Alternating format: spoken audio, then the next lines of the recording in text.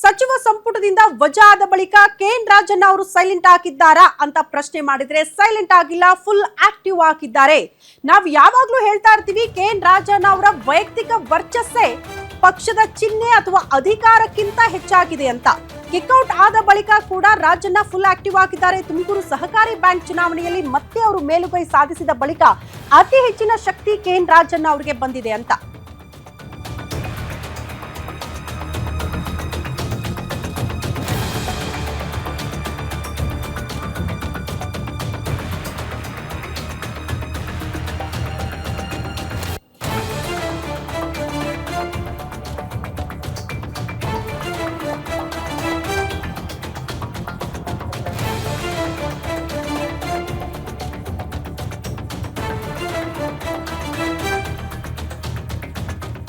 ತುಮಕೂರು ಸಹಕಾರಿ ಬ್ಯಾಂಕ್ ಚುನಾವಣೆಯಲ್ಲಿ ಕಿಕ್ಔಟ್ ಆದ ಬಳಿಕ ಕೂಡ ಅವರು ಮೇಲುಗೈ ಸಾಧಿಸಿದ್ದಾರೆ. ಕಾರಣ ಅವರ ವೈಯಕ್ತಿಕ ವರ್ಚಸ್ಸು.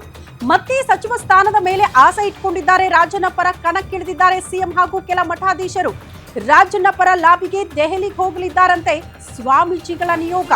ಕಿಕ್ಔಟ್ ಹಿಂದೆ ಕೆಲವರು ಕಾರಣ ಇದ್ದಾರೆ ಅನ್ನುವಂಥದ್ದನ್ನ ಓಪನ್ ಆಗಿ ಕೆಎನ್ ರಾಜಣ್ಣ ಅವರು ಹೇಳಿದ್ರು ಕೂಡ ಅದನ್ನ ಸರಿಪಡಿಸುವ ಪ್ರಯತ್ನ ಸಿಎಂ ಸಿದ್ದರಾಮಯ್ಯ ಮತ್ತು ಕೆಲ ಸ್ವಾಮೀಜಿಗಳಿಂದ ಆಗ್ತಾ ಇದೆ ಅನ್ನೋದು ಕೂಡ ಬಹಳ ಸ್ಪಷ್ಟ. ಆ ಮೂಲಕ ಹೇಗಾದ್ರೂ ಮಾಡಿ ಸಿಎಂ ಸಿದ್ದರಾಮಯ್ಯನವ್ರಿಗೆ ಹೇಗಾಗ್ಬಿಟ್ಟಿದೆ ಅಂದ್ರೆ ಹೇಗಾದ್ರೂ ಮಾಡಿ ಅವ್ರನ್ನ ಸಂಪುಟಕ್ಕೆ ಸೇರಿಸಿಕೊಳ್ಳಲೇಬೇಕು. ಕಾರಣ ಅವರ ಅತ್ಯಾಪ್ತ ಬಳಗದಲ್ಲಿ ಗುರುತಿಸಿಕೊಂಡವರು ಕೆಎನ್ ರಾಜಣ್ಣ.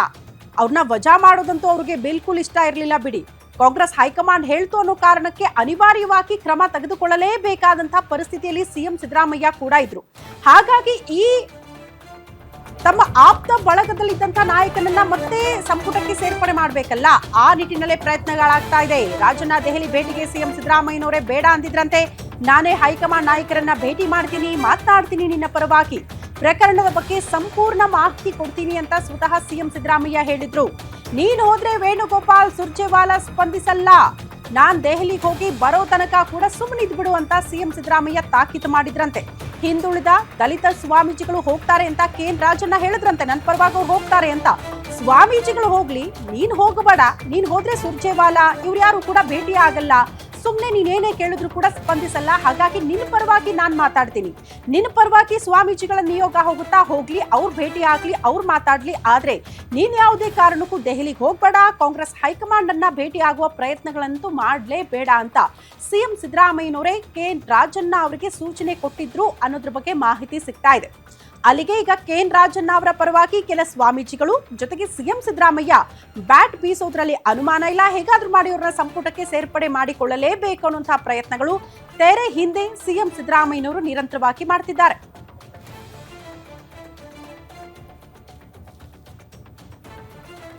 ಈ ಬಗ್ಗೆ ಮತ್ತಷ್ಟು ಡೀಟೇಲ್ಸ್ ಅನ್ನ ಕೊಡ್ತಾ ಹೋಗ್ತಾರೆ. Political bureau head Maruti Pavagada ನೇರ ಸಂಪರ್ಕದಲ್ಲಿ ಜಾಯಿನ್ ಆಗ್ತಿದ್ದಾರೆ.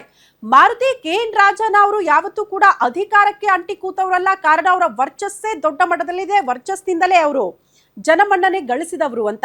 ಬಟ್ ಎನಿವೆ, ಸಂಪುಟಕ್ಕೆ ಸೇರ್ಪಡೆ ಆಗ್ಲೇಬೇಕು ಅನ್ನುವಂತ ಆಸೆ ಅವ್ರಿಗೂ ಇದೆ, ಸಿಎಂ ಸಿದ್ದರಾಮಯ್ಯನವ್ರಿಗೂ ಕೂಡ ಇದೆ, ಕೆಲ ಸ್ವಾಮೀಜಿಗಳು ಕೂಡ ಬ್ಯಾಟಿಂಗ್ ಮಾಡ್ತಿದ್ದಾರೆ ಅಂತ. ಏನ್ ಬೆಳವಣಿಗೆ ನಿರೀಕ್ಷೆ ಮಾಡಬಹುದು ದೆಹಲಿ ಅಂಗಳದಲ್ಲಿ? ಶ್ರುತಿ, ಕೆಎನ್ ರಾಜಣ್ಣ ಅವರನ್ನ ಅಧಿವೇಶನ ನಡೆಯುವಂತ ಒಂದು ಸಂದರ್ಭದಲ್ಲೇ ಸಂಪುಟದಿಂದ ಕಿಕ್ಔಟ್ ಮಾಡಿದ ದಿನದಲ್ಲೂ ಕೂಡ ಇವತ್ತಿಗೂ ಅಸಮಾಧಾನ, ಕಾಂಗ್ರೆಸ್ ಹೈಕಮಾಂಡ್ ವಿರುದ್ಧ ಹಾಗೂ ರಾಜ್ಯದ ಕೆಲ ನಾಯಕರುಗಳ ವಿರುದ್ಧ ಇರುವಂತಹ ಅಸಮಾಧಾನವನ್ನ ಪದೇ ಪದೇ ವ್ಯಕ್ತಪಡಿಸುವಂತ ಒಂದು ಕೆಲಸವನ್ನ ರಾಜೇಂದ್ರ ಅವರು ಮಾಡ್ತಾ ಇದಾರೆ. ಅದೇ ರೀತಿ ರಾಜಣ್ಣ ಅವರು ಕೂಡ ಮಾಡ್ತಾ ಇದಾರೆ. ರಾಜಣ್ಣ ಯಾವಾಗ ಕಿಕ್ಔಟ್ ಆದ್ರೋ ಅವತ್ತಿಂದ ಇವತ್ತಿನವರೆಗೂ ರಾಜಣ್ಣ ಹಾಗೂ ಅವರ ಮಗ MLC ರಾಜೇಂದ್ರ ಇಬ್ರು ಕೂಡ ಹೇಳ್ತಾ ಇರುವಂತದ್ದು, ಈ ಸಂಪೂರ್ಣ ಘಟನೆ ಹಿಂದೆ, ಪ್ರಕರಣದ ಹಿಂದೆ ಇರುವಂತದ್ದು ಮೂವರ ನಾಯಕರುಗಳ ಪಾತ್ರ. ಆ ಪಾತ್ರದ ಬಗ್ಗೆ ನಾವು ಕಾಂಗ್ರೆಸ್ ಹೈಕಮಾಂಡ್ ಗಮನಕ್ಕೆ ಸೂಕ್ತ ಸಂದರ್ಭದಲ್ಲಿ ತರ್ತೀವಿ ಅನ್ನುವಂತಹ ಹೇಳಿಕೆಗಳನ್ನ ಕೊಟ್ಟಿದ್ರು.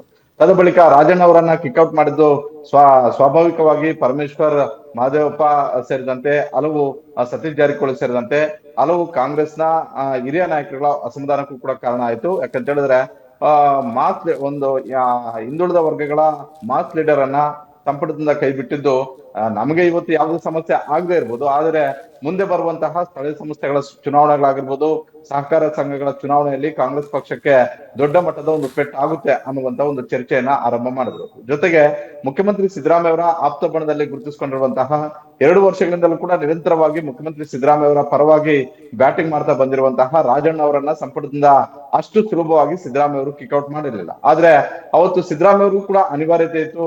ಕಾಂಗ್ರೆಸ್ ಹೈಕಮಾಂಡ್ ಸ್ಪಷ್ಟವಾದಂತಹ ಒಂದು ಸಂದೇಶವನ್ನ ರವಾನೆ ಮಾಡಿತ್ತು. ನೀವು ಯಾವುದೇ ಕಾರಣಕ್ಕೂ ಮುಲಾಜಿಲ್ಲದೆ ರಾಜಣ್ಣ ಅವರನ್ನ ಸಂಪುಟದಿಂದ ಕೈ ಬಿಡಬೇಕು ಅಂತ. ಆ ಕಾರಣಕ್ಕೋಸ್ಕರ ಸಿದ್ದರಾಮಯ್ಯ ಅವರು ಅವರನ್ನ ಸಂಪುಟದಿಂದ ಕಿಕ್ಔಟ್ ಮಾಡಿದ್ರು. ಈಗ ಅದೇ ಸಾಹಸವನ್ನ ಮತ್ತೆ ಮುಂದುವರಿಸ್ತಾ ಇದ್ದಾರೆ ರಾಜಣ್ಣ ಮತ್ತೆ ರಾಜೇಂದ್ರ ಇಬ್ರು ಕೂಡ.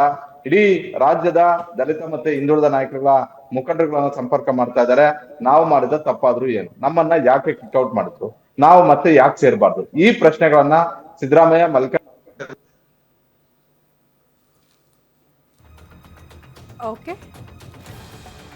ಓಕೆ ಮಾರುತಿ, ನಿಮ್ಮ ವಾಯ್ಸ್ ಕೇಳಿಸ್ತಿಲ್ಲ. ಧನ್ಯವಾದಗಳು ತಮ್ಮೆಲ್ಲ ಮಾಹಿತಿಗೆ. ಎಕ್ಸಾಕ್ಟ್ಲಿ ಇದು ಕಾಂಗ್ರೆಸ್ ಪಾಳ್ಯದಲ್ಲಿ ಆಗ್ತಾ ಇರುವಂತಹ ಬೆಳವಣಿಗೆ. ಮಾರುತಿ ಹೇಳ್ತಾ ಇರೋ ಪ್ರಕಾರ ಸತತ ಎರಡು ವರ್ಷಗಳಿಂದಲೂ ಕೂಡ ಯಾವಾಗ ಕಾಂಗ್ರೆಸ್ ಅಧಿಕಾರಕ್ಕೆ ಬಂದಿದೆ ಅಂದಿನಿಂದ ಇಂದಿನ ತನಕ ಕೂಡ ನಿರಂತರವಾಗಿ ಸಿಎಂ ಬೆನ್ನೆಲುಬಾಗಿ ನಿಂತವರು KN ರಾಜಣ್ಣ ಅವರು.